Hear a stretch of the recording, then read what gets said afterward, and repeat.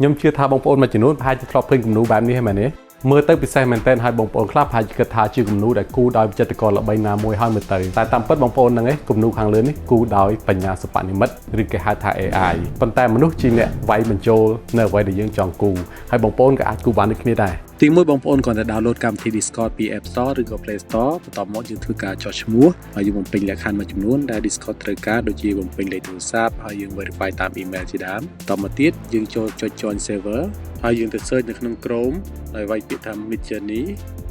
ហើយយើងចុច join beta ហើយយើង accept invite